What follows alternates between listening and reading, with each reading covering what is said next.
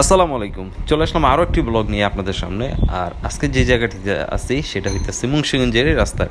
গত ব্লগে দেখছিলেন, এই ব্লগে আরও একটি ব্লগ নিয়ে আপনাদের সামনে চলে আসলাম। আর আজকের খুবই একটা ইম্পর্ট্যান্ট বিষয় নিয়ে আপনাদের সাথে একটু শেয়ার করবো আপনাদের সাথে।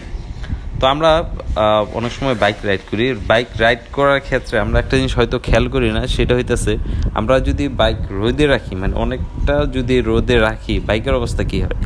আমরা হয়তো চিন্তা ভাবনা করি যে না, রেখে গেলাম, কোনো সমস্যা নেই। আমি নিজেও অনেক সময় পার্কিংয়ে রাখি, দেখি অনেকটা রোদ, তবে নিজের কাছে খুবই খারাপ লাগে, কারণ বাইকটা কিন্তু রোদে রাখাটা অতটা নিরাপদ না। আমরা যতটা ভাবি যে কিছুই হইব না, এই সেই আগর বাগর, আসলে আমরা যখন একটা বাইক রোদে মেদে রেখে যাই তখন দেখবেন ট্যাঙ্কিটা কিন্তু অনেকটা গরম হয়ে যায়। আর ভিতরে তো ফুয়েল থাকেই, ফুয়েলের অবস্থা একটু একটু খারাপ হয়। তারপর হইতেছে যে এই ওয়ারিংগুলো আছে, দেখবেন প্রত্যেকটা জিনিস হিট হয়ে থাকে, মানে গরম হয়ে থাকে, ওয়ারিংয়ে অনেকটা সমস্যা হয়।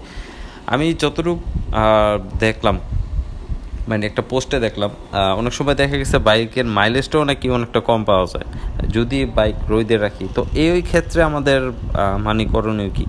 তো আপনাদের সহজ একটা জিনিস যে না, আসলে এই ক্ষেত্রে কী করা যায়। এই ক্ষেত্রে হচ্ছে বাইকটা যতটা পারবেন একটি ঠান্ডা স্থানে রাখবেন, যেখানে রোদ টোদ কম থাকে। তারপর দেখা গেছে একটি নিরাপদ স্থানে রাখবেন। ধরতে গেলে যদি কোনো গ্রাম অঞ্চলে যান বা যেখানে যান, গ্রাম অঞ্চলে গেলে বাসায় থেকে বাসায় রাখতে পারেন।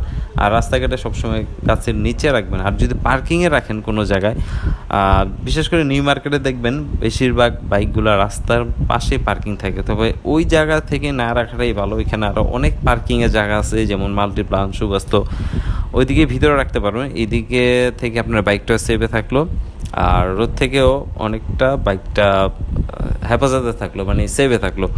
তো রোদের আরও অনেকটা কারণ আছে, যেমন বাইকের তো তেলের অবস্থা খারাপ হয়, ওয়ারিংয়ের অবস্থা খারাপ হয়, মাইলেজের অবস্থা খারাপ হয়। আরেকটা দিক হইতেছে, আপনি যখন বাইকে যাবেন দেখবেন সিটটা অনেকটা গরম হয়ে গেছে, মানে বসাটা অনেকটা মুশকিল হয়ে যায়। তো সেই ক্ষেত্রে আমাদের উচিত মানে যতটা সম্ভব এই রোদ থেকে বাইককে সেভে রাখা। কারণ রানিং অবস্থায় দেখা গেছে বাইকে বাতাস লাগে, অতটা হিট হয় না। আবার যতটা হিট হয় দেখা গেছে ওইটা বাতাসের সাথে অ্যাডজাস্ট হয়ে, মানে অনেকটা কম হিট হয় আর কি, অ্যাডজাস্ট হয়।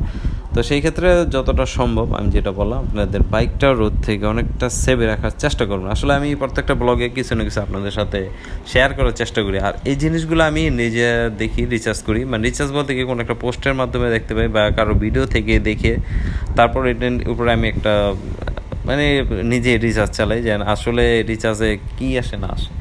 তো ছোটোখাটো বিষয় নিয়ে আপনাদের সামনে শেয়ার করি, ভালো লাগে। আশা করি আমার চ্যানেলটা ভালো লাগবে। ব্লগটা এখানেই শেষ করতে যাচ্ছি, অত একটা বড় ব্লগ করলাম না, সামনে নতুন আরও ব্লগ নিয়ে আসবো আপনাদের সামনে। সকলে ভালো থাকবেন, সুস্থ থাকবেন, নিরাপদে থাকবেন।